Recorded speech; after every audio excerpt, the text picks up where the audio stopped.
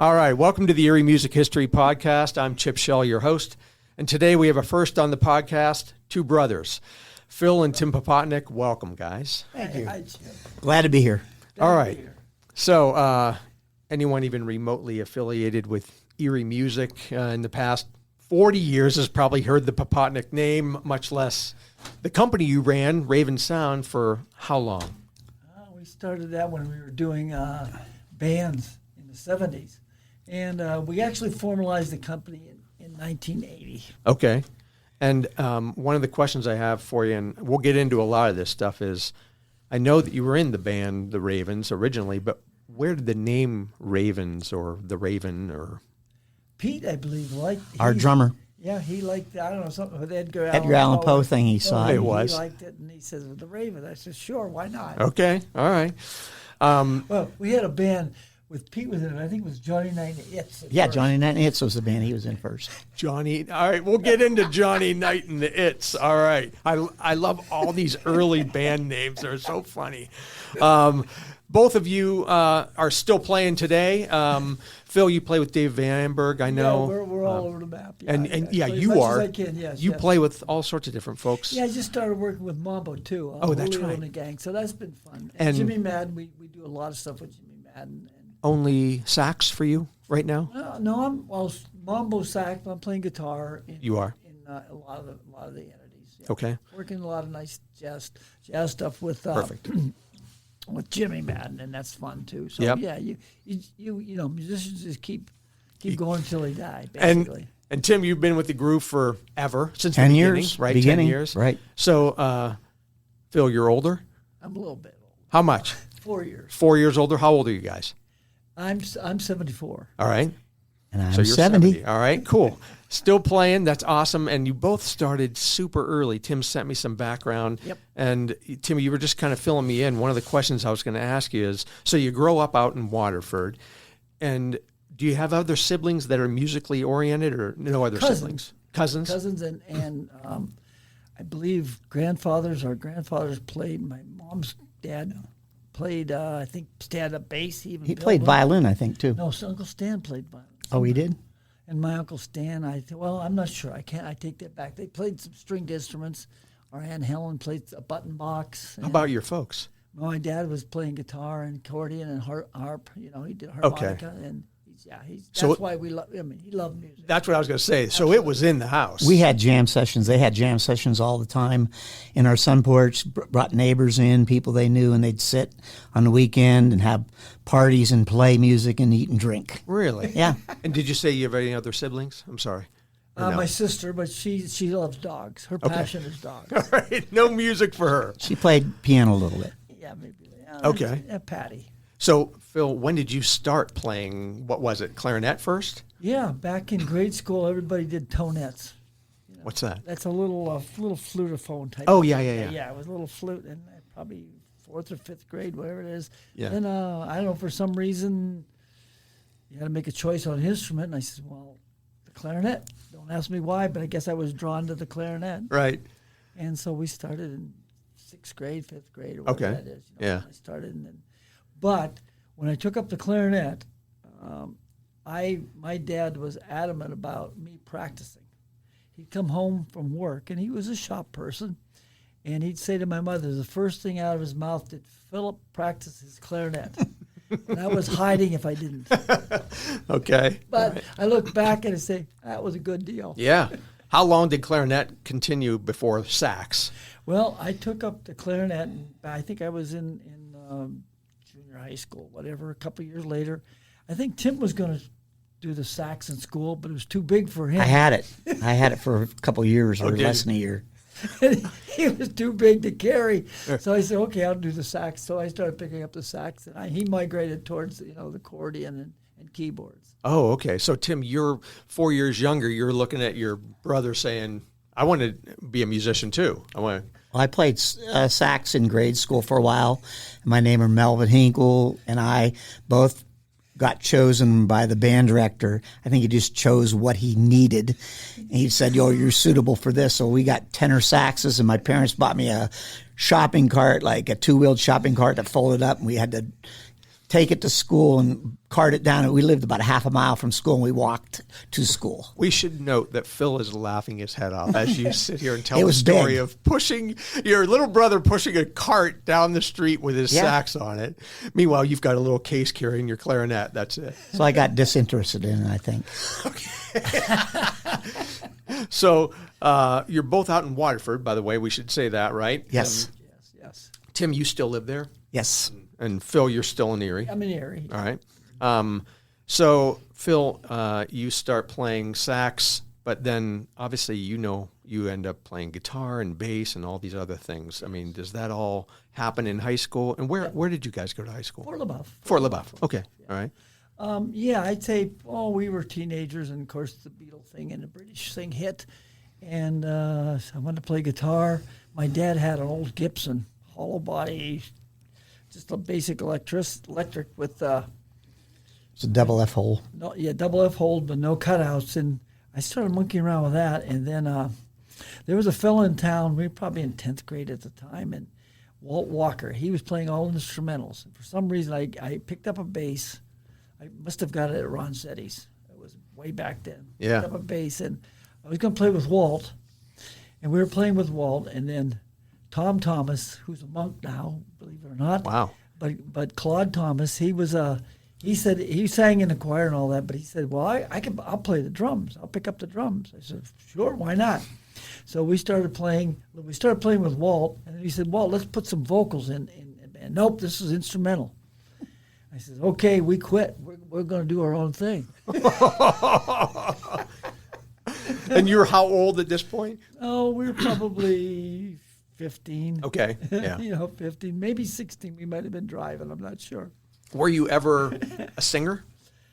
No, I wasn't. I did a lot of background stuff over the years, and we worked, and we'll get into that a little bit later Yeah. with Pete and Tim when we went down to Pittsburgh. We Right. really worked on our harmonies and stuff because of some bands we saw. But prior to that, we sang background, but Pete was always the singer at the time, and Tim, he didn't sing for the longest time, and they said, "Tim, we need you to sing a song or two." Then he jumped in and started singing.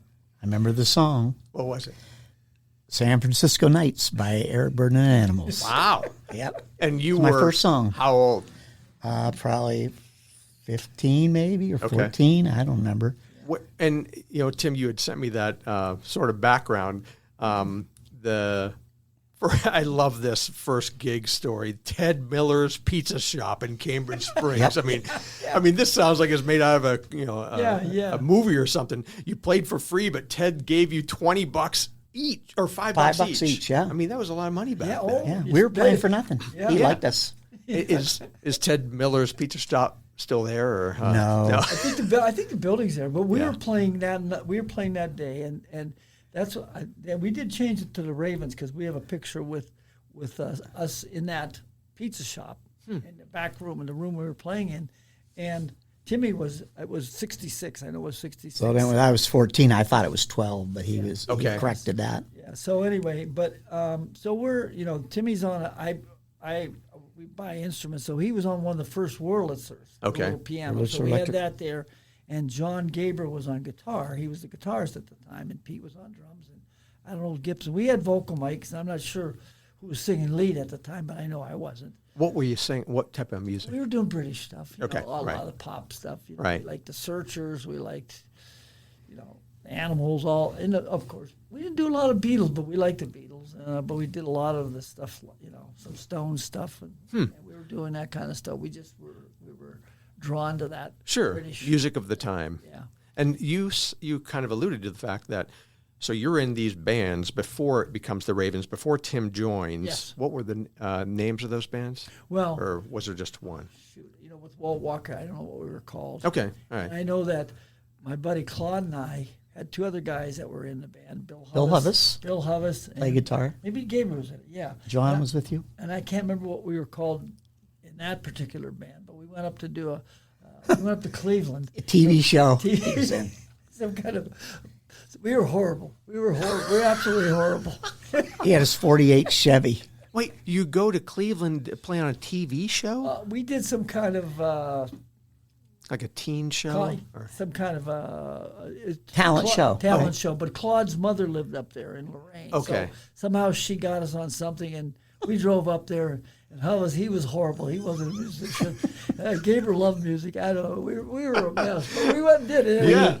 We tried to watch them from home. We caught the TV. It would come in on the antenna, in and out. We just Right. Did barely. you see it? Yeah, just a little bit. Yeah, it would go in and out, so we didn't get a very good picture of it. Besides your giant television career that you had there, high school, dances? Were you doing actually, prior to YCO? that, Or? I played in the high school band. You did, okay. Junior high and senior high, Right. and because of my dad's drive for me to practice my clarinet, I Right. didn't take formal lessons at the time, and there was a classical clarinetist that was 4 or 5 years ahead of me, and I should wish a Stranick, and he's a big classical player. Oh. I'm not sure what Philharmonic. But he's somewhere in the U.S. of course. But I wish I would have taken a few lessons from him. But back then you know what you're doing. You want to go play and. And did you guys take lessons from Carl? Is that what you were saying earlier? Or? Oh no, that Carl. That was the Carl Hammy had a recording studio. We just did recorded recording that. there. Who'd you take lessons from? Well, just in band in school. Just in school. And my dad driving me. Yeah, and right. Timmy. Well, back then, before Tim got in a band, He was studying some piano from our cousin Bob in the Raiders. Raiders south of here. Accordion. They were a pop band. They're 4 or 5 years older than us. Oh, okay. So they had a band called the Raiders, which was popular, and they played up at Anthony's a lot. But they were kind of a inspiration. And my dad, that's my dad's brother's son, and he's like 4 or 5 years older than me, and Okay. I'm 12, 13. He wants me to play some music with them and try to get me in the Raiders at the time when I'm 13 or 14. And I wanted to play with the Raiders, of course. I'm a kid, and I'm listening to the pop music with the growling saxes and all that. So I'm trying to put that together. And and so you're playing. Well, I'm playing actually when I'm 12, 13, 14. My dad had a polka band. Oh, so your dad actually played out. Yeah. So he Okay. played out. So he had an accordion player, and I came in to play sax. Okay. Okay, so I'm playing sax in this square dance polka country band, and I'm playing because I'm playing. Yeah. And my dad, I have to go out and play, so it's like I'm making $5 or whatever it is, and that's fun, and I'm enjoying it. I don't get to hang out with my friends in school because I'm playing on Saturday night. Right. But and then there was a drummer in the band at one point in time. But Eddie was the accordion player, and he'd call square dance. But he liked me playing the sax because I would support the melody line, whatever's gotcha. going on. Right. But I got really, really bored with all this. So I'm playing sixths and ninths and all kinds of. I didn't know what they were. But I'm playing all these outside notes, and my dad kept getting mad at me. He said, "Play the pretty notes, the thirds." And I was bored out of my gourd playing these square dances and polka. So, but it was fun experience, great experience. Did that lead to the Ravens then? Well, not exactly. No. Well, then I was with Claude. Johnny Night and It's. Johnny Knight. Johnny That Knight might and be- the Later. Hits. That might, yeah. Well, just before that, the drummer, my buddy Tom Thomas was my best buddy. We used to stay up all night at his place listening to all 45s. We'd put them on all night long and just listen to music. Sure. We wanted to do our music thing, and we started the one band with the Hovis and all that.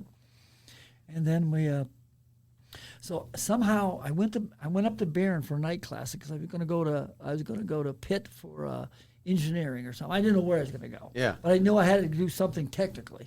So not So- music. I didn't think of it at the time. Right. But it's like it was in our system. We were stuck with that. And my dad would always support any musical instrument we wanted to buy. That's Now, great. He wouldn't help us buy a car or anything else, but he'd help us buy an instrument. So anyway, so I'm, doing this. I was up to Barron here at night classes and some drafting and design, and I bump into Phil. What is his name? He's from Union City. Okay. Phil Green, and actually Greer, Mike Greer. Mike Greer. He was in this band. It was called the Mark V or something in Corey. right. They were out of Corey. So we're up there, and for some reason, we were talking music, and they said, "You want to join the band? Our sax player is leaving," and he was a pretty infamous sax player that was doing a lot of classical and jazz stuff outside. He just passed away. I can't think of his name right now, but anyway, I said, "Sure." So I get in this band over in Corey, and we're doing our thing. We all the guys playing some bass and sax. But everybody had a Silvertone piggyback amp at the time, and we plugged our mic into it, and we plugged our instrument. That was everything. Yeah. So anyway, in the course of the travel, though, I signed up in that band in the fall, but it was probably in the summer of '65.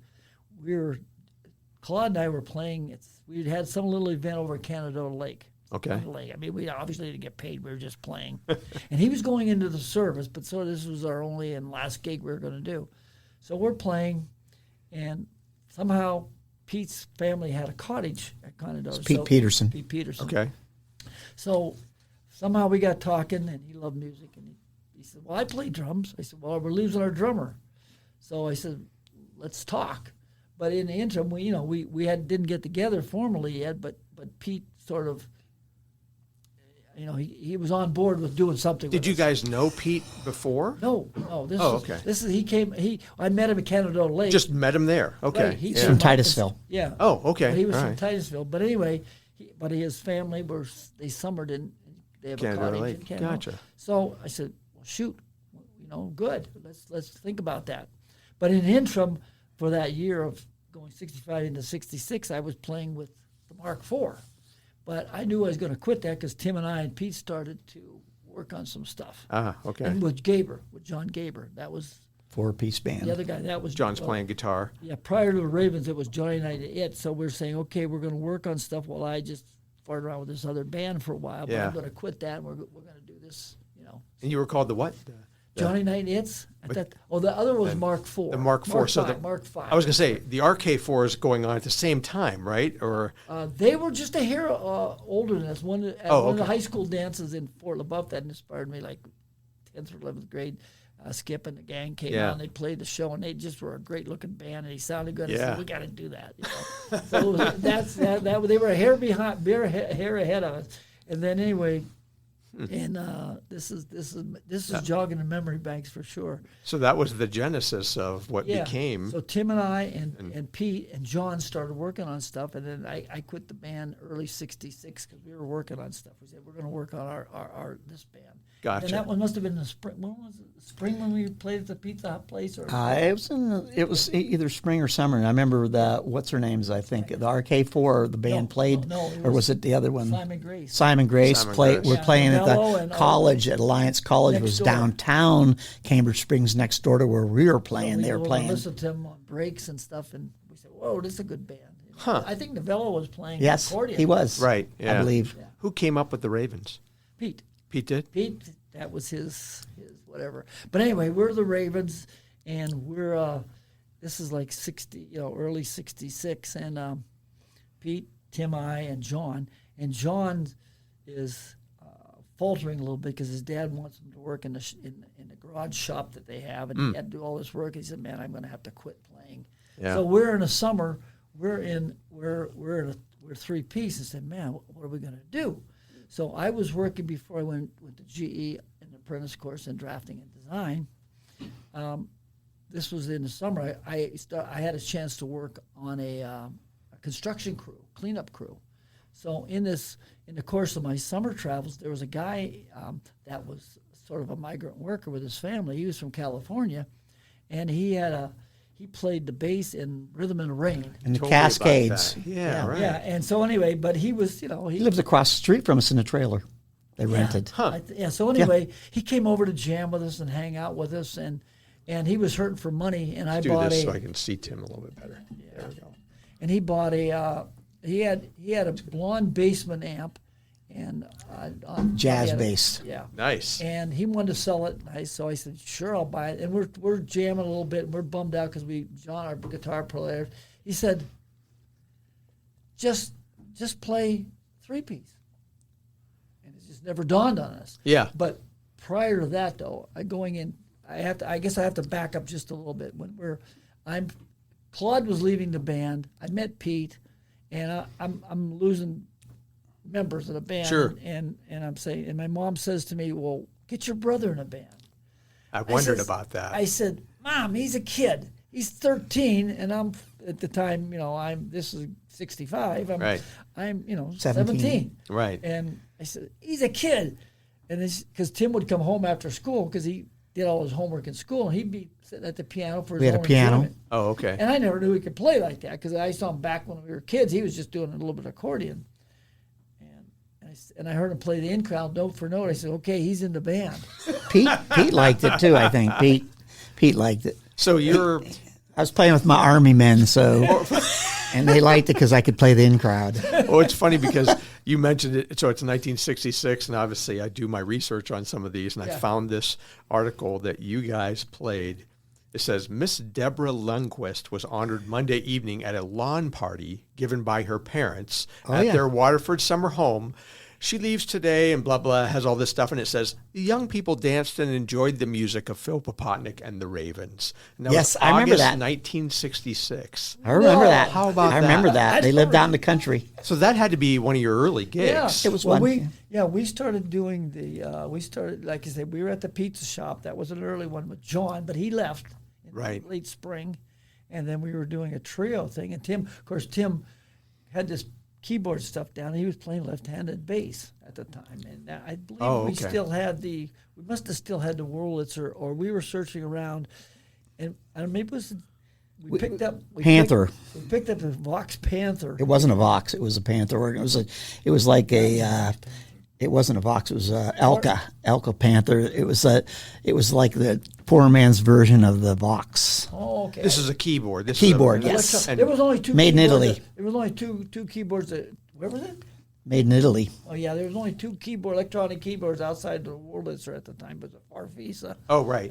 Wooly And Bully Vox. they played. You've heard the Farfisa and all Sure. kinds of tunes back then. Or the Vox Panther or whatever we bought. It was Elka Panther, made in Italy. So who's playing what? Are you playing, Phil, are you playing bass at this point? No, Or you- actually, Your guitar. I was playing guitar. Tim was playing keyboard with key bass, and Pete was drumming and singing. And John left. John's out John's of the band. John's gone. in the Army or wherever. Okay, right. Gotcha. Okay.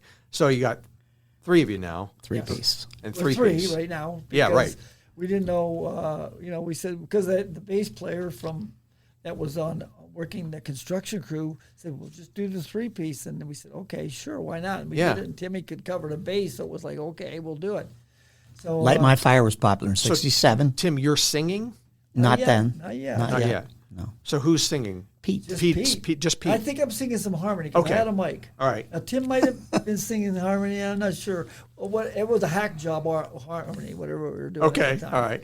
So you're obviously playing, you played the pizza shop, you played someone's private party, you played the Chatterbox. Well, that was. I don't remember the Chatterbox. I think but we yeah. played there. We might have, yeah. The White Elephant was in town at the time, but we were doing a trio thing, and it must have been '66 because we were still a trio because we were back at Grants on West 12th there. Yeah. Do you remember we played down at Newt's Campground in Waterford at the pavilion down there? Okay. Yeah. We bought a PA system from Oregon Radio, 70-volt one. two 12-inch speakers, and a fold-in case with a little amp in the front. Sure. In the inside, so we paid like $100 for that.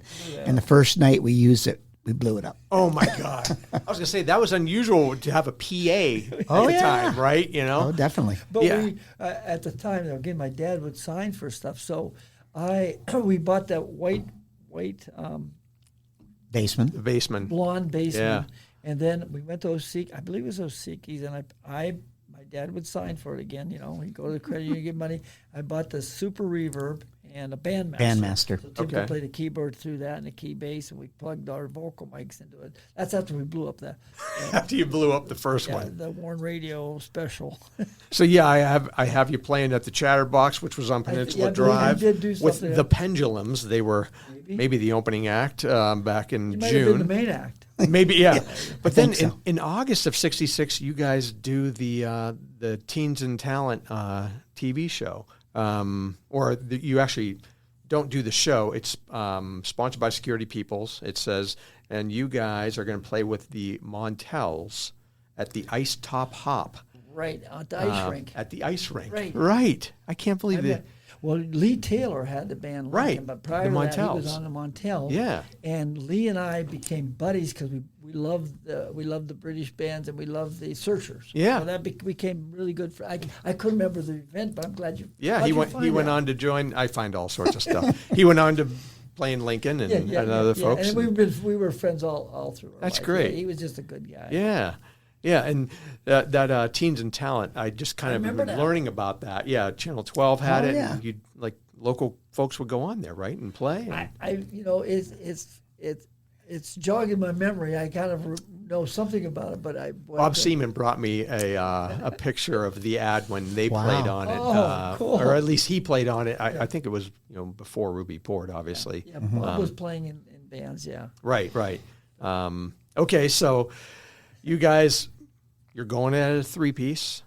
What happens? We played down in Brookville. We Brookville a gotta lot. get down there. And West King had a teen club down there. We played once a Somehow month, I we got think. contacted. We were playing down. How in far away Brookville. was that? About 85 miles, It's maybe. down by Clarion. And that So area. you're 17, Phil, I at the was time, 18 at the 18. time, yeah. So you're 14. Yeah, and he's jumping in a car. Everything goes into a big. I think we had at the time maybe it was Dad's. It was the Station wagon. Ford 62 Ford wagon. Yeah, that we were hauling gear around. What is this van that you've sent me this picture of? That Who was- is that? That's who's in that? Is that Looks Patty? like Patty and Roy Lean, our cousin, I think.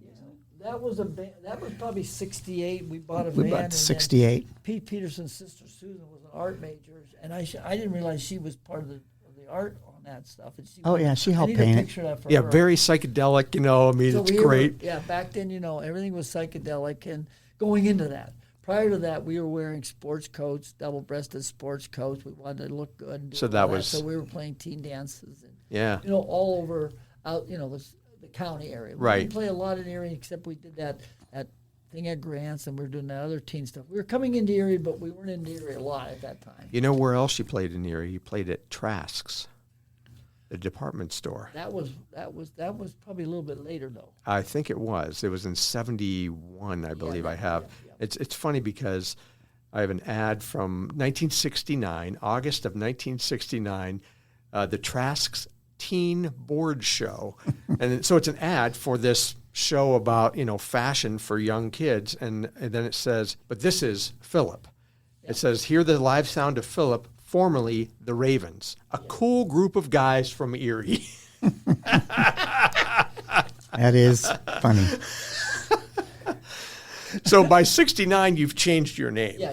We had 68, late 60s. different format in our band, too, because we had different singers. Bob Putnam was singing with us in Titusville for a No, while. first before Bob, Alan Wise was singing. I with thought us. Alan was after Bob. He came in twice. Oh, okay. All in the Ravens. Yeah, so we're the Ravens. we're playing, and Alan is down in Pittsburgh, down in Titusville. He Titusville. lived on Shady Side down there. We used to practice, 2 days a week down Titusville? We go Tuesday down- and Thursdays, I think. We'd go down there as much as we could in between. Wow. everything else. I was working at GE and going to school. That's what I was going to ask. And in between that, we'd practice whenever we could, Pete, Tim, and I. And then for some reason, we figured we needed another vocalist. I don't know if Tim was singing or not yet. Maybe. I don't recall. So anyway, we got Al said he could sing or something. And so we got him in the band, Al who? Al Wise. Al Wise. And Okay. he had a personality. He was from like a Ji- Pittsburgh, but he moved to Titusville. He had Okay. kind of like a Jimmy Morrison personality. All right. He was just A front man. front man. And he was just singing. That's yes. Singing, he'd Okay. bang on some percussion here and there, but he was just singing. And so he was in the band only a short time. Then he got drafted. Okay. But prior to him getting drafted, I think we did what was that the DJ down in Pittsburgh? There was a big, Oh, at the White Elephant. not the White Elephant yet. Oh, that was the Chadwick Chadwick, yeah. was it? Chadwick. Porky Chadwick. There was some kind of Okay. teen place. yeah. We got invited to do a talent show or something. I don't know. Well, you're working and going to school. You're still at school, right, Yeah, Tim? he's still High school, yeah. You're still in high school. So on the weekends, your friends are doing whatever, and you're gigging. Always. Yes. Wow. And so I've talked to a lot of guys, similar age group, that played in bands back then. Yep. You're getting paid. Yes. And your friends are probably not making as much money as you are working at McDonald's. Or they're not having as much fun. Definitely not having as Well, much fun. we made $25 a man. back then. Yeah, when we were a trio, we were making $25 a guy. So that's and 66. That's not Yeah. bad. Yeah. And so you bought new instruments or different instruments at the time? Or We were buying different. We changed stuff so much. Oh, you did? Instruments Okay. we bought. I played bass for a while too. Oh. And played key bass. I did geez. both. Okay. And we bought those. One time we went to Transfer PA. I don't remember what year it was. Fender came out with these new amplifiers. They were super Showmans or something. the Whatever. wait. There was something I forget what they were, powered speaker cabinets. Yeah. And with a preamp head, Yeah. solid state. It was all solid state, and I don't think they were real reliable. But Phil had two cabinets with 810s each, and I had two cabinets with 412s each. But they're open back cabinets. But that was after okay, we still. that's after we bought the Yeah. B3 and all that. That was later after the B3 in Oh, so you '68. bought a B3. In 1968. So All right. we were, all the bands were, so we were still a trio, and there was I'm not sure exact year, maybe 66 into 67. We did a showcase there was a showcase at White Elephant here. It was on the over by just not Wesleyville, but East Lake Park Road? area. Yeah. East Lake Road. Right. And it was a popular club, and they had some kind of showcase auditions, and all the bands were doing it, and we went over there and auditioned, and for whatever reason they liked the Ravens, and they invited us to a showcase in Pittsburgh, Okay. and so obviously we went down there. Because the White Elephant was all over the Yeah, place. They had different at the locations. time. So we went down there and auditioned. We did some kind of, but I don't know. It didn't go anywhere other than we saw a big show band there that we played before, and these guys had vocals that were just killer with harmonies. And he says, Pete and Tim coming back. We said, oh, we got to work on our vocals. Gotta We got to step work it on up. this harmony stuff. We got to do something about that. Yeah, yeah. And so that really inspired us to really work on vocals and stuff. Were We there did. plans to become full-time musicians? Did you want to make it big, or was this still just a I side? think everybody wanted No, that. we did. Sure. It's like I went to GE to get an education to get some kind of, I thought, well, I got to have something, Right. whatever it means. And so, because high school, I was taking academics to do something. I didn't know what engineering Right. or whatever, something in a mechanical field I figured I'd be in, but I didn't know what that was or wasn't. But Yeah. GE afforded me, I had a chance to go to Pitt for mechanical engineering and didn't have no money. Gotcha. All right. Yeah. So he says, well, that's out. And then GE, I went, a friend of mine, Frank Wisniewski, we graduated together, but he was a year ahead of me at GE. He said, well, check this out and, go and apply for this apprenticeship. Yeah. And then I got in 66, and, it afforded me a deferment, because Vietnam was going, and I was totally right. against Vietnam because it was just a nutty time. And so I got into GE, and within a few months I was, there was only a couple of people went in drafting and design engineering, and they said, well, would you like to do this? Because we were all machinists at the time. And I said, well, shoot, this is a lot cleaner than being a machinist. Sure, I'll do that. But in the interim, I'm going to classes all the time, winter other than summer, but we're going to classes, and then we're squeezing in rehearsals in Pittsburgh, in Titusville, and then we're playing on the weekends. So Yeah. we were. You're busy Well, guys. I was busy, and then Tim was, still in high school, and Pete was still. Well, he got out. He's a couple years younger. He than me. graduated in '68, so he'd be a couple years younger than you. He was, and his mom was a great gal, and she was real artistic. And Susan, like I said, she went to she was at Edinburgh in art and that. But Mrs. Peterson loved the band, and her husband had passed away, and Pete didn't have a father at the time because he was real young when his dad died, and we were kind of like his brothers. Yeah, right, Tim's a younger right. brother, I'm the older brother, and we just kind of really clicked. And Supportive parents. what's that? He had supportive parents Yeah, as his far as mother. the music, and His your mom, dad mom. was supportive. His mother of was our everything. seamstress. She made clothes she for made us. she made those great Nehru jackets, and she made this. We, like remember Kinks. The Kinks had those Had jackets. those British. Oh, yeah, right. Well, she made jackets like that with the frills and the whole thing for us. I mean, she just was a neat lady. That's an important part of bands back then, Yeah, is to look, have the your look. parents behind it, and then the look. Right. And I remember we played, I think it was 68, we played warm-up for Tommy James and the Shondells at the CAC Center, which is the Catholic Activities Center in Titusville. Wow. And that's when Bob Wackel was playing bass with us. I think it was Bob Gary was Wackel. with us. I think, no, Bob Wackel. Gary didn't start till later. I had Bob and Bob Seaman on at the same time. Okay. Bob Wackel played bass with us for a while. Okay. Yeah, so, I mean, but prior to that, Al was in the band. He got drafted. I think Putnam came in. I don't know the Coming out. timeline. This is all still confusing. the Ravens. Still the Oh, yes. Ravens, yeah. And is Rich Engler already booking you guys down in Pittsburgh? What happened is Pete, in that interim, it must have been 67 or 68. There was a lot of people that came up from Pittsburgh. There was a lot of girls that started liking the band that were Pittsburgh girls. Yeah. And I like everything you're saying. And yeah. Yeah. So anyway, Pete's a outgoing fella. And he's a good-looking guy, and so all the girls are Perfect. yeah. So, That's a guy to have in your band. Yeah. So anyway, they all got like Pete. They got us gigs down in Pittsburgh. These teen clubs, and so we said, why not? We'll go down there. But there was one, the Bower Hill Community Church. This is back in the '60s. Every freak that was in Pittsburgh came out to this thing, and not too many bands could get in to play that gig, but they got us in, and we go down quite frequently. I can't remember exactly how often. Yeah. And then somehow in the interim, Rich Engler had another guy, I can't think of his name, and they had a little go attraction. So you're always looking for agents and bookers. Yeah, and right. Trying to get a contract or whatever's going on. Everything was Wild West, and we didn't realize that at the time. Right. So anyway, he had a booking agent in Shady Side. Shady Side in this little alley. So somehow I went down there with a little promo, and I went in and talked to him, and we hit it off, and we became friends. But I was getting some of his bands up in Erie because we had connections, and he booked us a few times, but he was trying to get into this other club that we were in. So I introduced him to whoever was at the time, whatever our connection was. Bower Hill. But I mean, and then I think we were invited to play one New Year's Eve and we were there, and a band called Sunnybrook.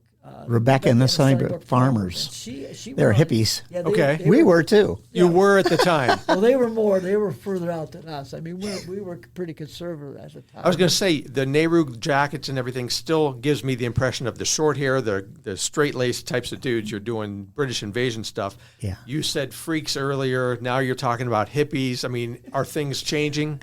Or We did is all change your a little hair bit getting later. longer? Yeah, You're we did growing get more longer. hair on your face. Yeah. Well, G was still kind of tough on me, but I was trying to. He had a wig. for a time, yeah. All right, So all right. That was another story too, but it was fun. Is your music changing at this point? Because I know as Philip goes into, We- you start doing We more had the whole prog. band at the time. I think Bill Hinkle was playing bass, wasn't he? That was in '69. Okay. Yeah. But prior to that, I think Al was in the band. Putnam May came in. He was a good vocalist, so we put him in the band. And then Bob came in the interim. I'm not sure how we met Bob, but somehow, Through Pete. Bob Walko. yeah, Bob. Okay. Oh, Bob he Walko, came in, yeah. And then Pete. That was a different one. So he Yeah. was with us maybe. Everybody seemed to be with us anywhere from 8 or 10 months. Okay, that's what I wondered. Then somebody leave and say, okay, we're back to 3-piece until we find somebody else who we want to stick in and do whatever. So what triggers the change in '69 to change the band's name? Pete, again, here's Pete coming up with a name, and for some reason, and it wasn't because of my name, it was Philip was Something to name do with pot, wasn't it? Smoking, it was like a joint or Somebody something. from Cleveland he met or something. Calls a joint of Said Philip. something. Yeah. Oh, he was social. He liked cities and Okay. meeting people and talking to people. But we played. That was before we were Were we Philip when we played at the Hullabaloo or not? Or were we Ravens? We were still the Ravens with Tizzy, Phil Maletti out of. Yeah, Well, you sent me a Mazzetti. picture of Tizzy. What is Tizzy? That was his a guy? nickname. Yeah, it was a played in a guy. popular band down in Franklin? down in Franklin, and somehow Pete must have bumped into. So anyway, I don't know. He couldn't play bass, but he had guitars. He had a Rickenbacker 12-string, but we had to teach him all the parts. But when he's on stage, once he locked into the parts, him, Tim, and I, and Pete, we had a lot of good energy. Yeah. And that energy really started moving forward, and then. So in 70, I have you guys playing at the Hullabaloo. And well, we played. That started in '68, actually. It did? Kizzy, yeah. Okay. And we were playing we were playing all the teen things over at Rainbow Gardens. tell folks who don't know what the Hullabaloo was and where it was. A teen club at 38th and McClelland area. It was a across the country A franchise. national franchise. I Yeah. never knew that. And Yes. if you dial up Hullabaloo, and Kevin Bensick has a full Hullabaloo Facebook page. Facebook page. but Right. if you look on Hullabaloo, was a TV show that was syndicated Popular. across the country. They had the go-go okay. dancers on the stage, on the pillars, on the So, little. So when you say teen club, like I've heard of, 21 and over folk bands playing at the Hullabaloo, but you're also saying it was a teen club for a long time. It was teen. Just Before teen. that, It before it was. was the bar. What was the guy's name? Cleo Waite. Cleo Waite was a businessman around town, and he wanted to help his daughter do something. For whatever reason, they bought into this franchise. Oh, okay. And he opened his teen club there called the Hullabaloo. Yeah. And he went on to have Bethwick's and all kinds Oh, of he stuff. did? He was Oh, he was okay. a good business. But he liked us, and we were half as expensive as the bands from Cleveland. It was Glassheart played there. Oh, yeah. Raspberries. Yeah. Raspberries, Eventually Bob Seger played there Yeah. and other That was when it was the bar later. Right, changed right. Over, but Yeah. yeah. We played there when it was a teen club. We used to have events there. Phil used to promote them. The events he'd bring a bunch of bands in. Oh, okay. And was Denny Lincoln Tobin Ellis. was a patrolman. He was our security there. When you said, Phil, that you were half as much as the bands from Pittsburgh, what were you guys getting paid We got $200 a night. a night? Yeah, and it So- was like $1 to get in. But when they brought in Pittsburgh and Cleveland bands, they were charging $2, I think, maybe. In and they were paying the bands $400. 1969 or whatever, 68. I mean, that's still, what you pay these days sometimes to get in or nothing. Yeah. But back in probably '69 through '70, we had a great following of kids that, of course, you didn't have cell phones, you didn't have all the TV stuff going on, so people Right. went out to hear music. Mount Carmel And was Mount another Carmel, place. everywhere we played around, we would get 1,500 to 2,000 kids would come out. Holy Yeah. crap. And if we were playing somewhere, somebody else that wanted to do an event, they would change the date because they knew everybody was going to go to wherever we were playing. Well, And we were social. We like people. And the Hullabaloo is an Erie venue. I mean, you guys are Correct. from Waterford. Eventually, you start playing in Erie at what places? Hullabaloo, Chatterbox. Yeah, that Grants thing and some of the ice rink and stuff. So Okay. whatever we The arts connected- festivals, didn't we play? Erie Days. So you start getting recognized, and Yeah, people say, started liking what we were doing, and I'm sure you talked to a few musicians that are a little bit younger than us that they were probably inspired by some of the crazy stuff we were doing. Although we wanted to play, and part of the thing when I'd say to whoever's in our band, I says you got to be in it, man. You got to be in. You got to be all in, man, because we want to play. Right. We wanted to see if we could get ourselves in the right circuit. I was always, back then we were trying to see if we could find a record company or some kind of a deal that would, and there was somebody I was talking to from Buffalo, and I can't remember, they showed me a contract, and it was it was nothing for us. I says, I'm not signing this, So, I mean, back then it was like, people wanted to sign bands, from the bigger cities. Sure. And it was so lopsided. Are you writing your own music at this point? Not yet. Timmy wanted to do more of that, and I said, well, we got to play some commercial stuff to get popular, and so we started to in the late, probably 68, 69ish. We started doing some original stuff with our regular show. Yeah, I have a picture here. Well, it's from the Times from '71, and you're obviously Philip at this point. Who is this guy with the giant fro in the back? Gary Lindbergh. Gary Lindbergh? Yeah. There he is. He played bass and sang. Played bass. and So that- who's who? This is Tim? That's Tim. Is this you, Phil? Yes. And that's me, and that's Tom Pecor. He took Pete's place. Pete. Had some medical problems. Yeah, well, what happens is it's in the early '70s. Shit was hitting the fan with Vietnam and Nixon and all that stuff. And Pete. Well, we had a breakup of the bands. All kinds of things were going on in early 70s. Pete and I and Tim had been together, and Pete was sidetracked, and the bass player at the time, Hinkle, and Bill Hinkle. him decided to go to Florida with Cubby McDonald, who had a popular band.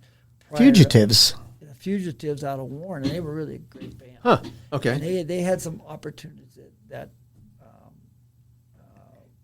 when they were up in New York. Tom Smith played with him, didn't Tom he? Smith, I don't know if you. Yeah, I know that name. Sure. TC? Yeah, right. Jesse, his son, but they were a show band just before we became. We would see them, and we said, "Man, we gotta get our shit together." Yeah, right. And so anyway, but Cubby was a drummer in Titusville, and Pete kind of idolized Cubby. Ah. But Cubby talked him into going to Florida to hook up with the guitar player and bass player that was in the Fugitives. Oh. So him and, no, I don't think the bass player, just the guitar player. So Bill Hinkle went there. He wanted Pete to be the front man, and Cubby was going to play the drums, and those guys left. So that left Tim and me alone. Yeah, so it was the first time so- you're all alone, right? So we said, okay, I can't remember how we met Tom. Tom Pecor was from Franklin. Franklin. and He played in the Town Criers, the played in band the popular down there. Yeah. Oh. So somehow we met him through. Probably we knew him through the bands that were down in that area, and Okay. invited him to play with Tim and I. And Well, we did.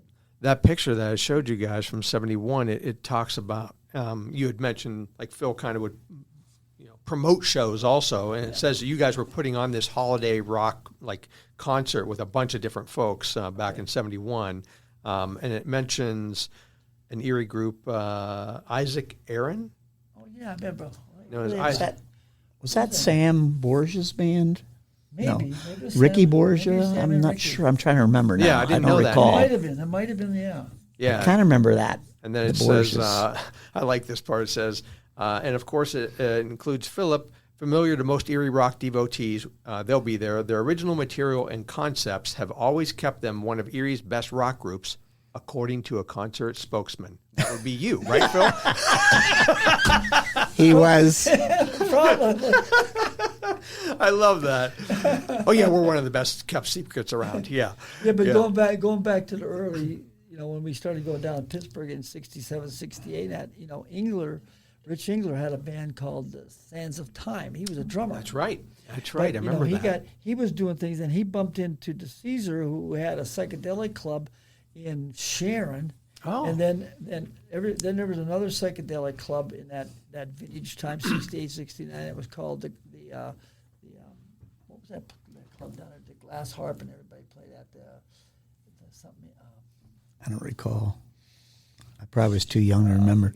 Oh, you were there. You clearly weren't. But it was Valley Inn or the Valley Cave. Valley Cave, and we used to get invited to play down there. So we were playing all around down that area. Yeah. And of course Engler and the Caesar, they weren't a big agent. They weren't big bookers at the time. Right. They were just booking. Two guys Yeah, he that was. were- The Caesar was.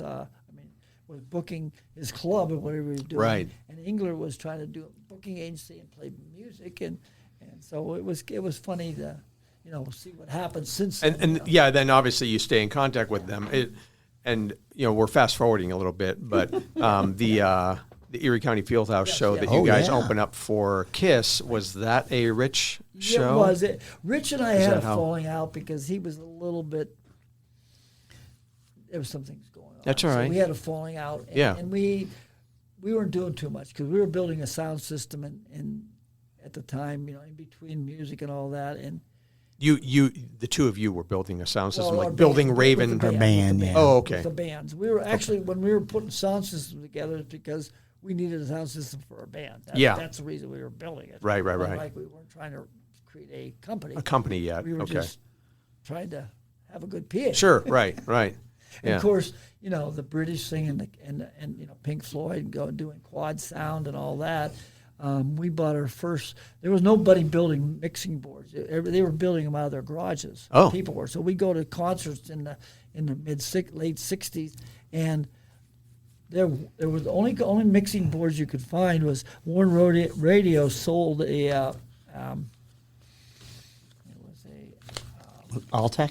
Altec 10-channel mono mixer. Okay. And that was what was available. And then we bumped into in early, must have been 73, 74, we bumped into a band that Pete became friends with out of Indiana called the Ethos? Was that the Ethos. one? And Bill, the lead guitarist, and they were real popular kind of a more of a Genesis style jazz music. type of Oh, band. and okay, they were yeah. great. But the sound guy, they had a 20 channel 4 subgroup stereo Kelsey board from England. Okay. This is before Kelsey got cheaper, but they had it was. I thought Pink Floyd used it, but they used another brand similar. But it was that vintage. What they were all building boards over there. Yeah. And we became friends with these guys, and they told us where to buy this board, and we bought it through. We went to Mahwah, New Jersey. We drove down there and picked it up So we ordered to their the board, warehouse. and it was $5,000 at the time. And Pete's mom fronted us the money. Holy cow. Yeah, fronted us the money, and so we had to buy that board. We just had to have it. And who's running sound for you? I don't Were you remember. doing it yourself? I don't. I don't. I mean, you we don't guys of remember. all people, for God's sake, should know We just who was wanted the running board. sound. Yeah, We just didn't care. Bill- yeah, Well, it's just equipment. well, Tony hooked up with us. Tony Ferranda, yeah, Tony Ferranda, later. But when we bought that board, Danny Ferraro came in a little bit later. Okay. Yeah. In the probably in that vintage area. I know he was running it a little bit later, but at the get-go, I'm not sure who was running it. So in those mid-'70s in Yeah. Phillip, what are you playing, Phil? Well, what happened is we got. I was at GE for 4 years. The Vietnam thing was winding down, Right. and I was at GE in engineering, and I was at my last because every 6 months they would transfer me to different areas to Okay. work and learn stuff. And I was in the one head engineer out there that was the head of the engineering society at GE, a little guy named Doug Sitter, I think his name was. And I'm in this engineering test department, locomotive test department, and you get reviewed every 3 months. And he knew I was a musician. And so I had one more transfer after him, and he says, well, Phil, because he played a little bit of tuba in a band or something, he says, I know you're coming to that fork in the road.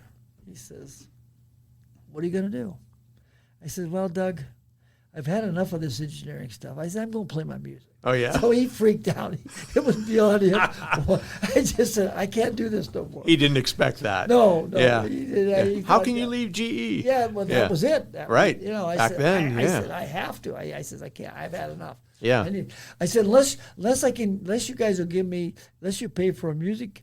Buy me a music degree. $5,000 board. No, I said, yeah. I said, unless GE will back me going to school for music, I said, I'm out of here because they would pay your tuition. If you Oh, went sure. in- Right, if right. You went in, if you further For your education, mechanical engineering or something like that. whatever schooling. Yeah.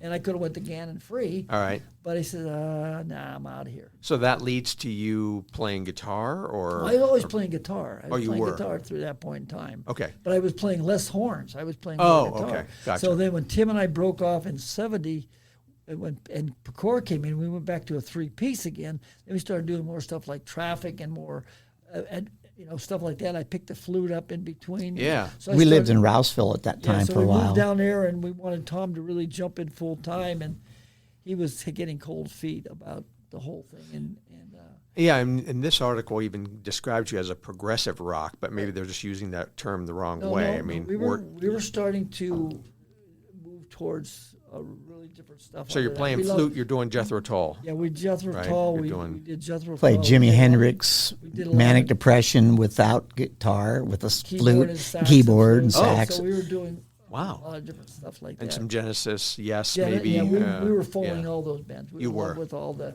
from Pink Floyd to Weather Report to all Yeah. those bands that we go here. But you did write Tom some Scott. stuff. Then we were starting to write music, and then anyhow, Pete, I don't know that Florida didn't work out. He came back. He had a conscientious objector thing, and he was in Philadelphia, and Norristown he went. Norristown, and Tom, we wanted to do some more things, and Tom was going to go to school or something. We said okay, so we said we're going to Philadelphia to hook up with Pete.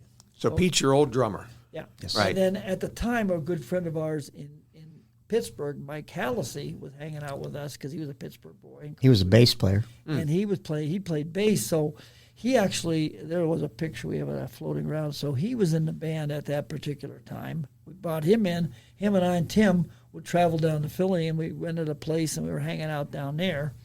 And we were starving. We lived in Lansdale. We rented a real nice house in a real nice neighborhood, had no money, Yeah. and the neighbors looked at us like we were freaks because it was like a fairly conservative neighborhood. And we befriended the one girl that lived across the street. She took us over to her house. They made hamburgers and burgers on the grill and that. We had a great time. And Tim, you at this point have not had a job? No. No. We had worked a couple times at Mark's Toys That with was different after people. that. That was after that? Mark's George, Toys and that Jeff later. George, Jeff Yeah. George. So anyway, but No, I didn't have a job, actually. Okay. All right. playing music. I never had a job. Okay, that's yeah. Yeah, I mean, Phil can at least say I worked at GE for a He while. did. Yeah, right. And anything in between to stay alive. Yeah, yeah. But so that was. So anyway, Pete, we were down in Philly and started. We didn't play there. We played here. We So drive you- across the state Why were you even there? Just because John was there? because Pete was there. Or Pete was Well, there? we were trying to get in down there, and actually we were befriended. He was friended with a drummer down there in a band called Good God. Oh, yeah. Great name. And they were more of a jazz fusion band, and they were friends with Weather Report.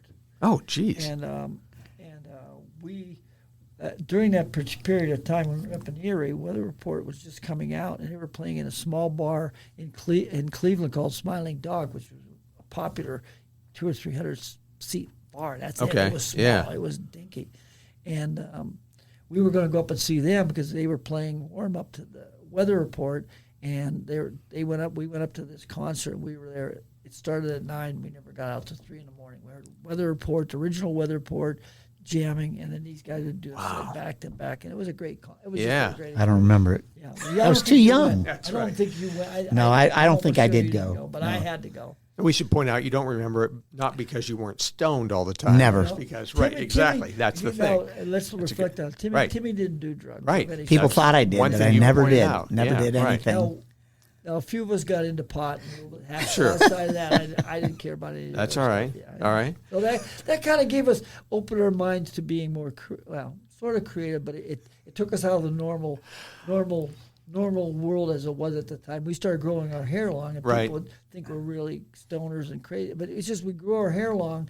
It kept me from going back to GE because nobody would hire me. Yeah, right, And I had right. long freaking hair. How were your folks at the time? Were they supportive of you Yeah. guys traveling Always. all over? And Yeah. that's Always. great. Anything we did was Blonde hair, fine. That's whatever, awesome. yeah. They had no opposition to anything. And, never tried to tell us different. You're close in age. I mean, as brothers Mm-hmm. traveling all the time, playing in bands together. I mean, you obviously get along. Yeah. Yeah. I mean, like I said, I talked to Tim Tyson, another family Yeah, band, right, you know, sister and brother, yeah, right, they were- I mean, and sometimes, you yeah. have brothers that are, We Tony fought. Krasinski, We did fight a little yeah, bit right. here and there, but I busted my army gun over his back once. I remember Okay. that. My Yeah. favorite gun I had. Yeah. That's when I got mad one time. I had Tony I Krasinski. think it took me a while to get there, but I did. Yeah. Tony was telling me about him and Dave Krasinski used to, Oh, yeah, really, get it. argue sometimes. I just didn't know how it was yeah. with you guys. So. Well, I remember about the 943 and a half East Avenue place you used to live in. Remember when you were working at GE? yeah. Going to 943 943 and a half. We had a band house. 943 and a half It was East in Avenue. the alley, right there off of East 24th Behind Street. Barney's. It was probably let's see, What year? 7th or 8th Street, but it was, Okay. So we rented that house, and we were real popular. Actually, we changed after Phil Maletti. We actually moved him out and moved Hinkle in and Al Wise. Al was Wise back was in singing, town. right. So we were a 5-piece band at that time. Oh. 69. Oh, okay. All 69. right. So, and Al was a good front man. And then we had this band house that, and we'd be playing Hullabaloo, and there'd be tons of kids. I'd come back at the end of the gig after we packed up, and there'd be 40 or 50 people in this house. Yeah. And Just a party house. yeah, was a party and I'm house. saying, Yeah. I didn't know half of them. Yeah, but they right. had been at the show, and I was going to say, how did you afford rent? But you were playing gigs. but I was working. I was Oh, yeah, still- you I were was you still were working, so, right, I right. mean, there And was a you couple- both lived there? No, I didn't live there. Oh, you- came in. Okay. We practiced there. And We then at the rehearsed. time, Bagnoni, and They had a drug raid there. I remember we were driving to practice one time Right. in the van. I remember, and they were hauling people out in the paddy wagons. Oh, okay. George. So we there was backed up. People that were in our group was, we had a few people that were sort of roadies, but they were just more. Hanger-ons. Hanger-ons. Yeah, right. So anyway, but George Corder was a friend of ours, and he was living in a band house, and he loves psychedelics and pot. He was just, that was his thing. Sure. Anyway, but friend of ours that went into the army, whatever. Ralph, he was in Vietnam, and for some reason he sent over 3 pounds of pot in a box. Just mailed it home. He just mailed it home to sure. George. Sure. And then It came to your house. So yeah. anyhow, we're a popular. They're from band. Waterford, We're both those starting- guys. Gotcha. We're starting to grow our hair long, and we're definitely not no dealers. Make sure That's right. We never were drug dealers of any sort. Mario's gone. Trust Yeah. us. It's okay. But old Mario, him and the guys, I don't know, they got something, got a bug up their thing. This box came, and it was, they may have even changed the name on the box. I don't know, but Hinkle and I were eating at Barney's. We asked a couple of guys if they wanted to go to supper, right? Through the right alley. across. And so we come back out, and there's paddy wagons and all kinds of stuff going on. And what happened was they dropped this package off the U.S. mail at 6:30 at night. Okay, and they, and Tom Paco was a friend of ours, and he was, worked with us, and he was just a crazy fella. So he accepts this package and throws it on the couch because it wasn't addressed to anybody. I think Right. it was to George, or maybe they changed my name. I don't know. So nobody opened it. So here's this 3 pounds of pot sitting on the couch. Yeah. And they come in and they just tried to. They knew Pin what it on was. there. Yeah. Oh yeah. But I mean, nobody opened it. And Mario eventually becomes the head of the union, right? And you He guys was are in, part of- he was- Well, yeah. we used to play at Gannon Auditorium a lot. Remember that show we were going to do one time? Just to bust them, they came over and took away our lead singer, Al, for questioning when we were just about ready to start playing. really. Because a They couple came of over guys, and got him. couple of guys got stuck. they were at the house and they got busted. But, Yeah, like, right. I was.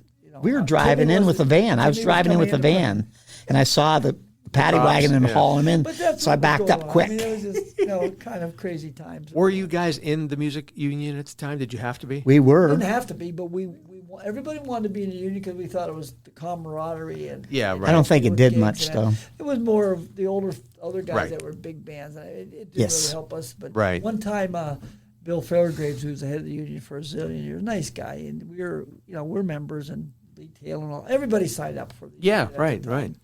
And we all got along, but they didn't really support the pop scene. At Yeah, that right, time. But right. we remember. So we were playing at Hullabaloo, and Bill says to me, he says, I know you guys play at the Hullabaloo a lot. He says, and you're union members, and there's a lot of bands that aren't union members. And I said, well, Bill, you want us to boycott and not take gigs? He said, no, don't lose your gig. He says, just talk to bands and maybe join it or something. But I mean, it was like, Interesting. but That's what how was it going- worked. I mean, we weren't in New York City. or Yeah, anything like right, that. right. So in '73, you guys go to Boulder, Colorado, with one of my favorite interviews, Janice Wassels, Yes. in the band.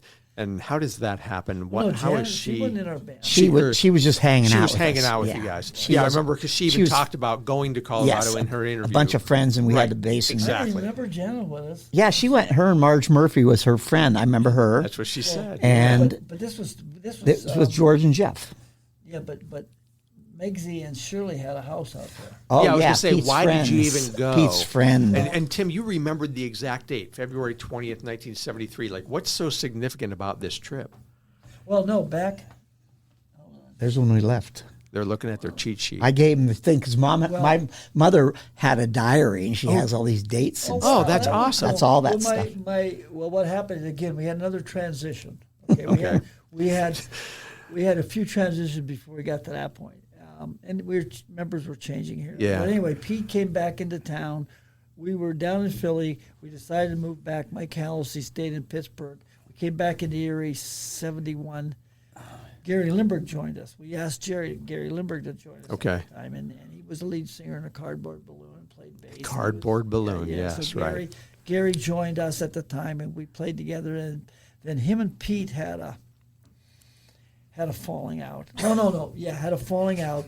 Pokora came back and played drums with us for a while. Then he didn't want to stay because he was going to school and doing it. So there was I was friends with B.E. Taylor out of Pittsburgh. Wow. And Okay. in the course of our travels, B.E. became a friend of ours. You know, we used to do shows together. Melody and Bust Eye, New York. We used to play a lot. Oh, yeah. So yeah. anyway, B.E. was in between bands, and we were just friends. But somehow a drummer that had worked with him, he came up, Scott Tallarico.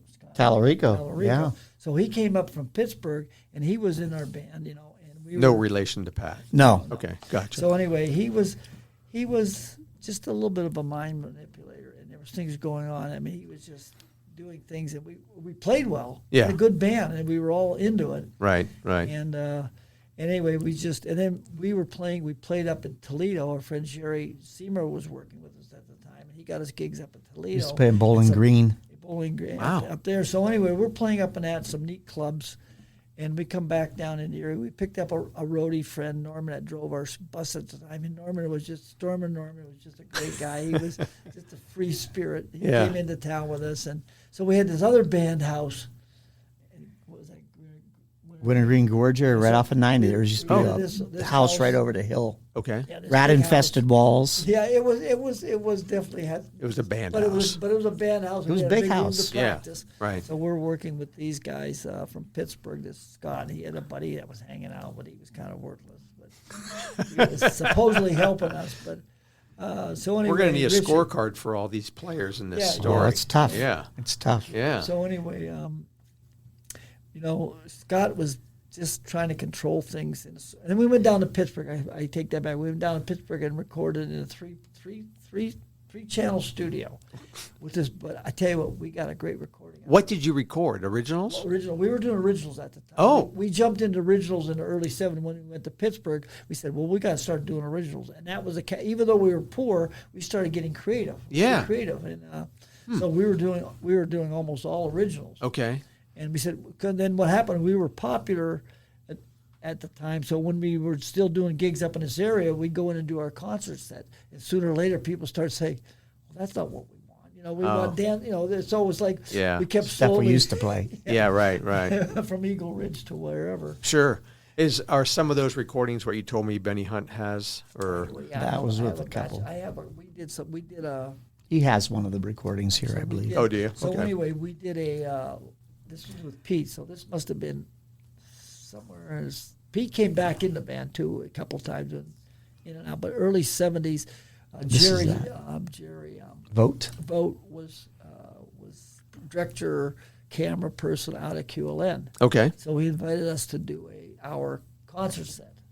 So we have A video of it. Oh, do we you have a really? video, yeah, On this- WQLN. yeah. 1974. Very cool. So we have a great it captured a great Yeah. video with Pete, Tim, and I, and Gary at the time. So that was really neat. It came out well. Do you- reflect on it every now you look back and say, okay, that was interesting. Yeah. But their songs are still hold.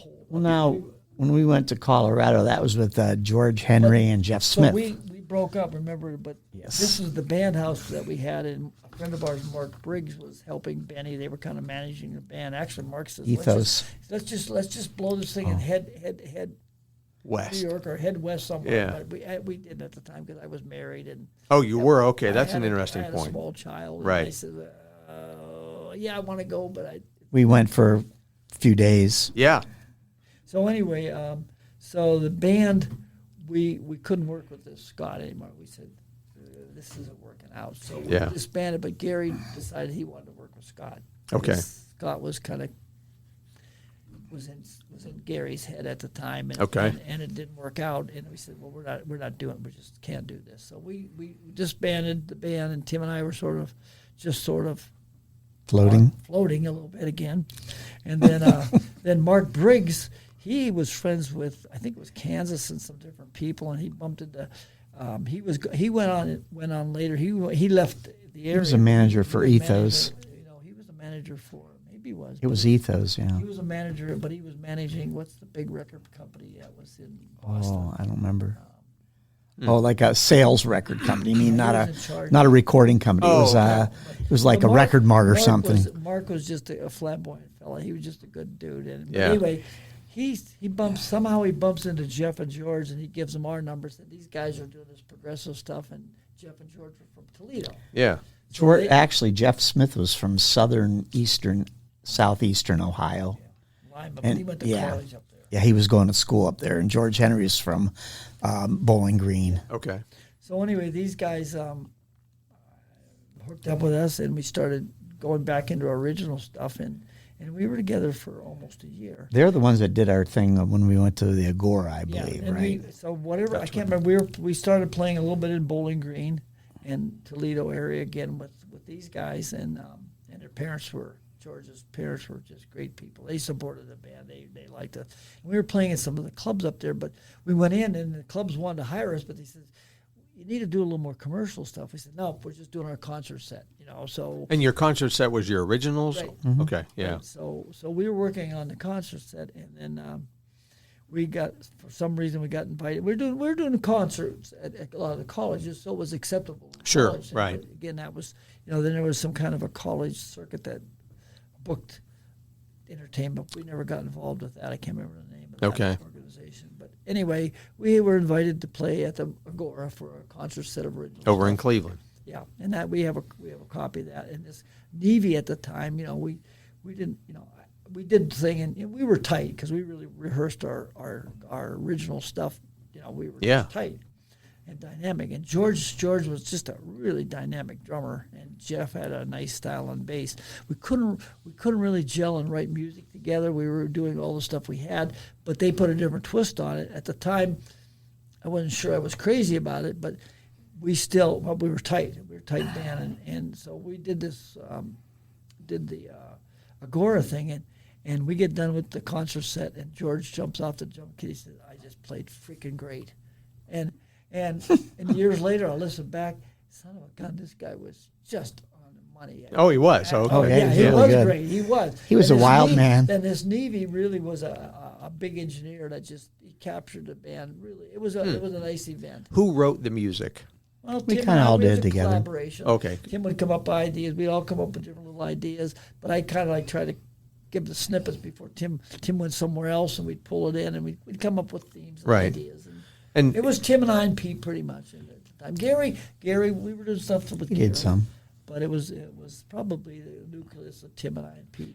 Phil, you and I just physically just met, really just Right. outside the doors here. But Yeah. I've always had the impression of you as like a jazz guy, and we haven't even talked about Right. that part of music yet. Yeah. And I know that we'll probably get to that, but was that influencing you at the time with those originals? Or More progressive, because we were following bands like Genesis and all that. okay, At the time, it was later.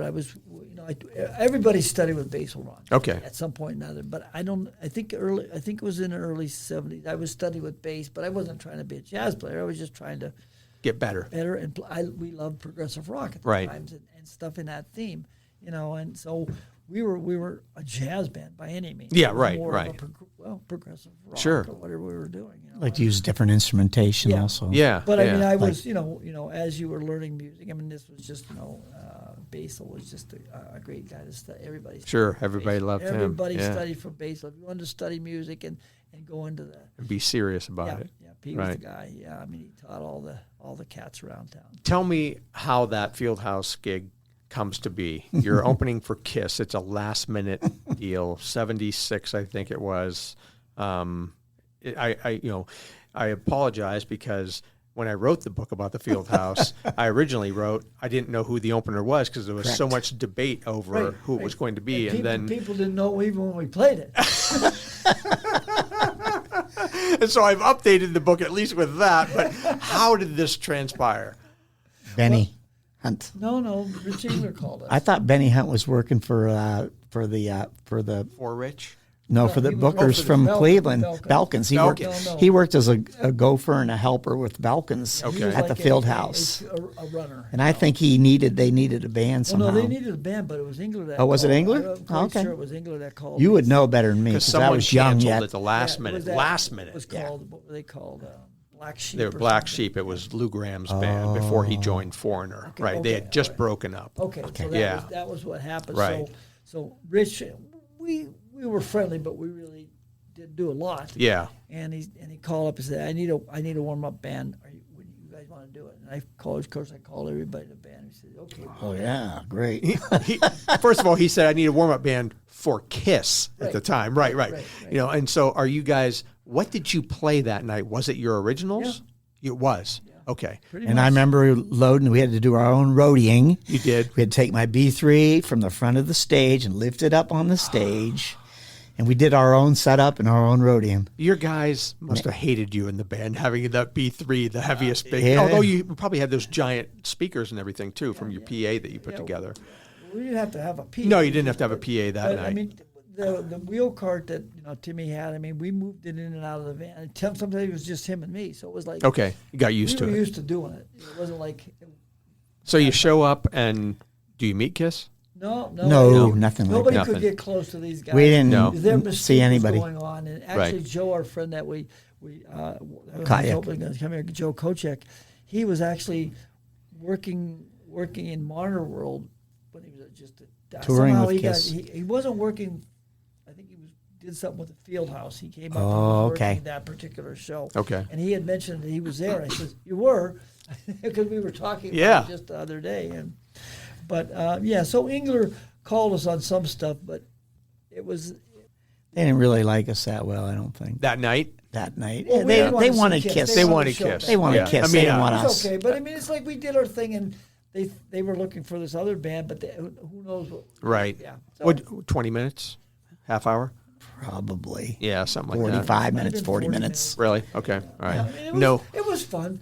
I mean, of course, we're on a big PA, big stage. Yeah, and right. And we've been used to playing some good sized stages and stuff, so it was fun. And I'm sure we did original stuff. Did the band stick around, you guys, did it last much longer than that? Because I thought that was right around the end of I Philip. wasn't really into Kiss.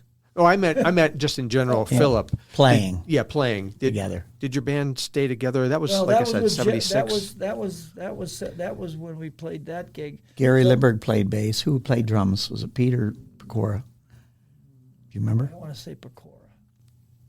I think it was Tom at the time. Oh, okay. But Tom came in and out a couple times in between Pete and the guy from Pittsburgh and that. And then when those guys left, Jeff and George showed up. Jim Heights was in the band for a while? Jimmy Hetz played with us Yeah. a while. Oh, he did play, that's yeah, I right. forgot He was about in the that. band for Right. a while. That's with Yeah. Gary, or that was in between. That was with Gary, too. That was between Pete and Tom. Yeah, okay. All right. Jim's good. So guy. what And he was happens? more of a jazz drummer though, but Jimmy was just a good fella. So what happens to Philip? Well, then we decided, well, we're going to go out. Megsy and Shirley were gals. They were from friends with Jamestown, Jamestown, and Pete's they loved friends. our band because we played at Melody, and a lot of Jamestown people followed us, Hmm. and we became good friends with a handful of people. And Megsy was kind of a real character. She was real charismatic and free going like Pete. She was kind of like Pete's girlfriend in a way, They right? were, Or but not? we don't. In and out, on But and anyway, off. so her and Shirley are moving out to Boulder, Colorado. Okay. And they said, well, if you guys want to come out, hang out with us and do whatever. And we said, well, and then George and I and Timmy said, well, maybe we should go towards California, LA or whatever. But we'll go out to Boulder for a while, see what happens. Yeah. And that's how we were friends with Janice Wassel and Marge Murphy used to come and see us play. Oh, yeah. And hang out. Janet was Gotcha. she followed the band when Yeah. Scott was in the band. Oh, okay. Yeah, she was hanging out. She was performing at the time, too? She was working with some local band. Was Yeah, it Doug right. Klein's band, Holy Smoke, at the Smoke, time? Right. Yeah.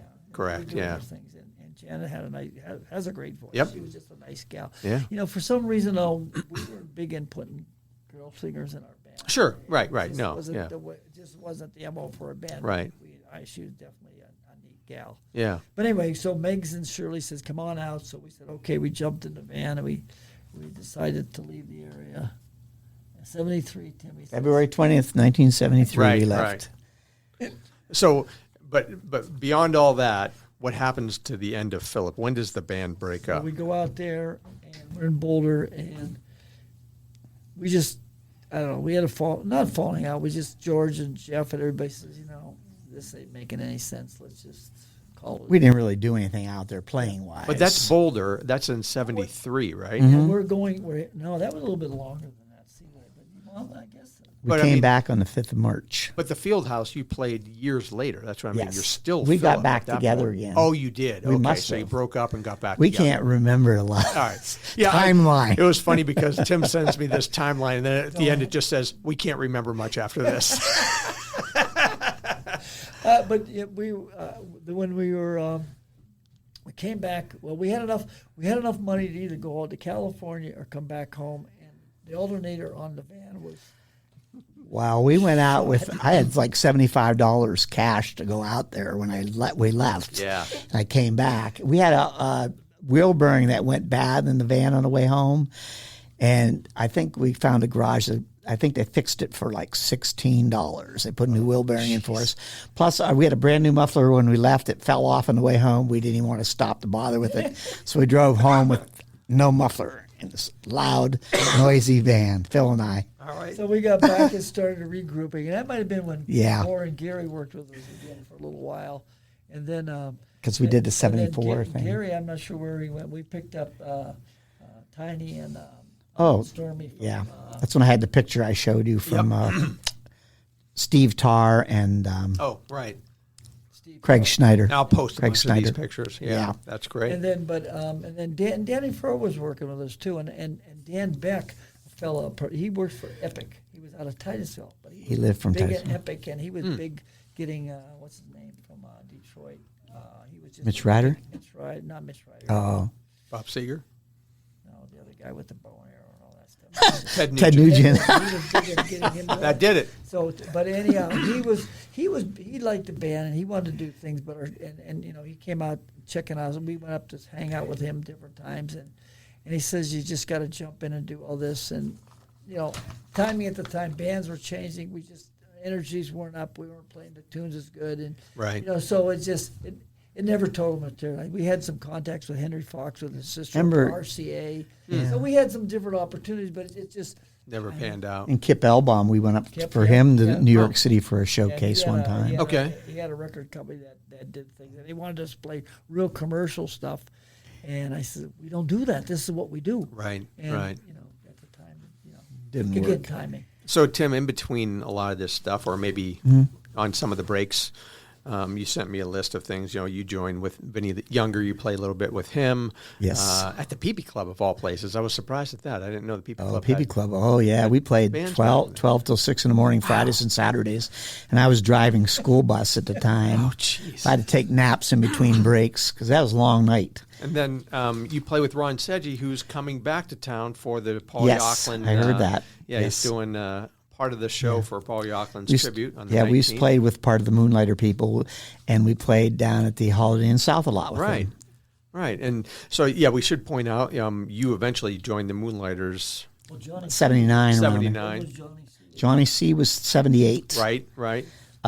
Because they did the Elvis show. Frank Petruso owned Anthony's Lounge, and he put it all together. And he said, "Offer us a thing to go play with Johnny," and he paid us all money. He had all these people help. Yeah. He rented a truck, bought us a PA, and we played at Sandolini's. Oh, yeah. Played at Seven Gotta be. Springs in '78 for the whole month of July. So it's you, Ron Sutton, Henry Tom Henry Porowski and Steve Witkowski, right? Yeah, okay. And we're the band. All guys that are playing, you know. Still, yeah, right. Except Steve. Except for Steve. Right. Steve, our cousin Steve, passed away about a year Right, ago. right.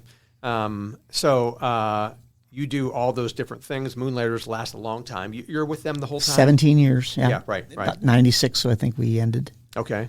Phil, what about you? After Philip, what do you start doing jazz stuff? Well, I started working more in the jazz stuff. You know, we studied with Basil, and I was working with, you know, Basil was doing some, you know, students. He was doing a little rehearsing an ensemble at his house, and then there was a band called Quintessent.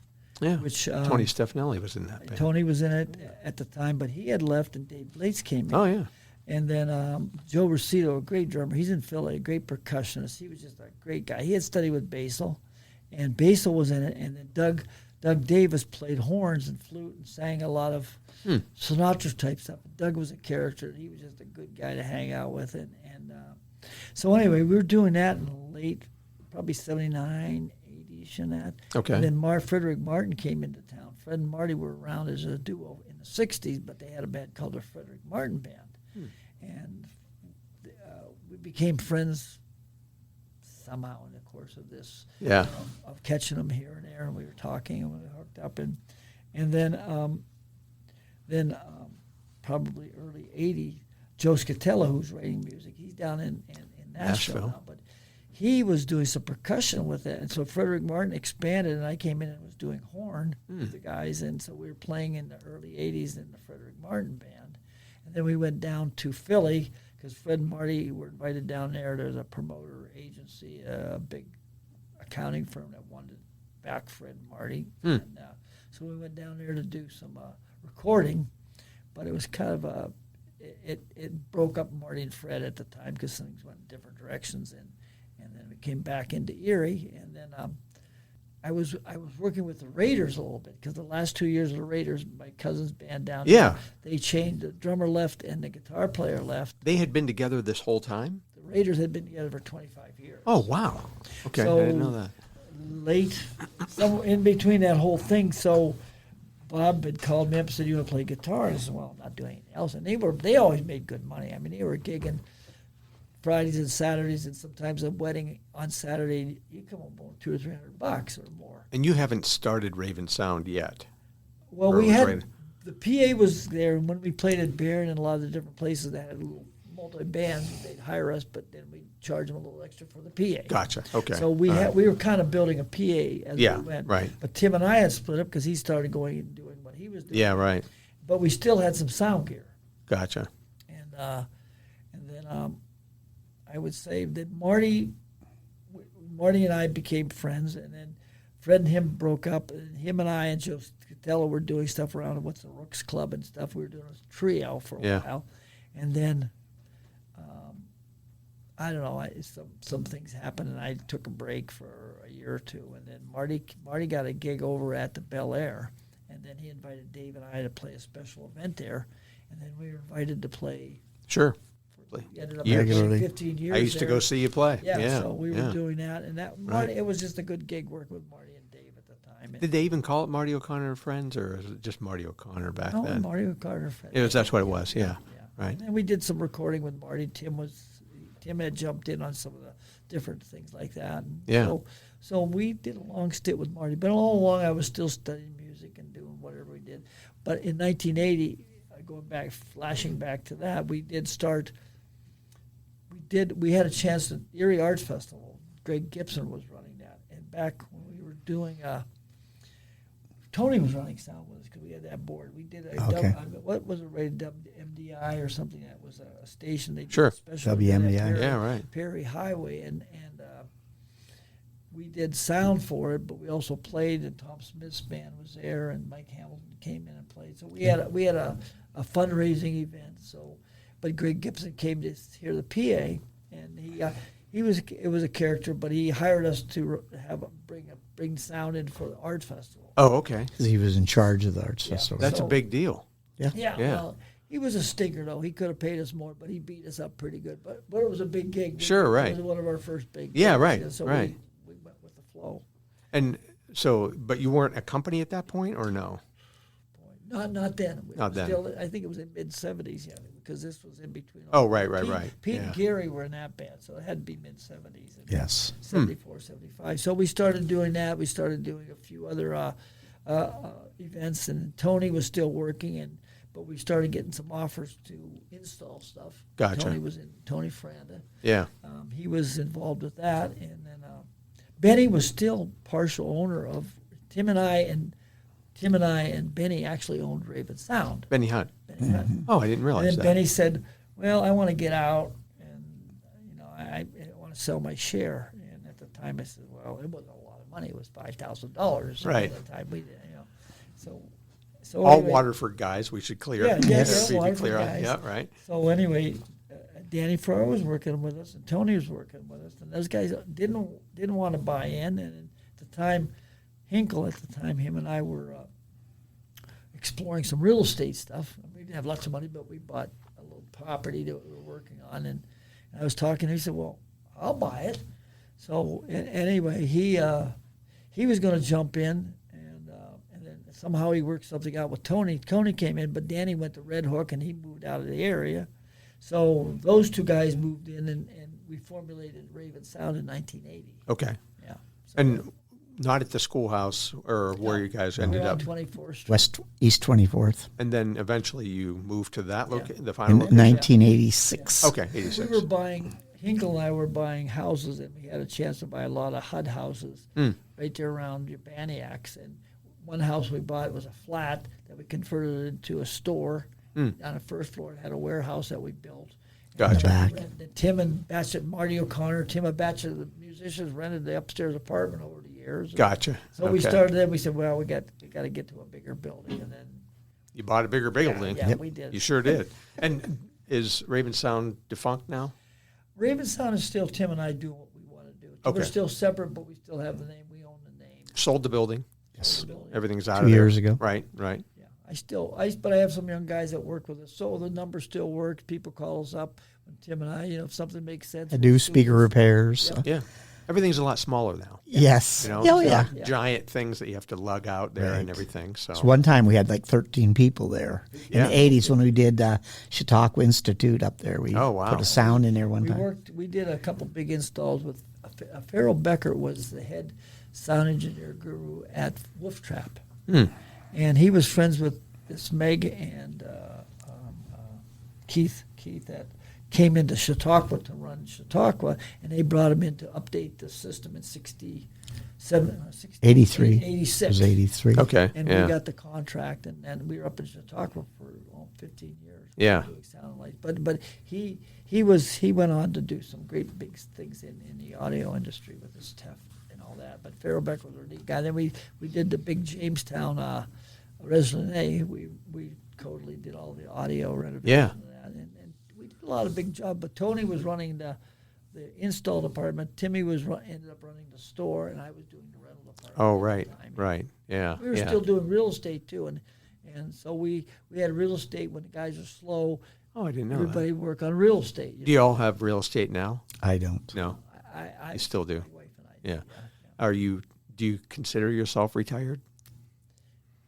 I'm playing more music and doing a little less sound, Okay. That's got to be fun. but musicians die. They don't quit. Never Yeah, retire. that's right. That's right. Well, I'm glad to have both of you on today. I mean, It's a pleasure being here. this was awesome. We covered a lot today, and like I said at the very beginning, you're both still playing. You're Oh, playing yeah. a lot. Yeah. You're No, very I've had- well respected well, in town. In the thing, I've had a chance to work with great music, and I'm having more fun now. I've worked with Frank Singer, Joe Doris, and Cats a Bear, Right. And that's been a fun experience all along the trail. And and I work with Jim Madden all the time. Yeah. Of course, David and I are playing a lot, and it's just a good deal. Keeps you Keep busy. going. Yeah, that's great. Well, thanks, guys. This was a great Well, trip thank you, Dan. down memory Appreciate lane. I hope we spark some good memories. Thank you for having us. All right. Thanks, Chip. Thanks for listening, and special thanks to the JPT Foundation for sponsoring the podcast and for letting us use their events hall once a month for our free music night featuring the fabulous Leftovers.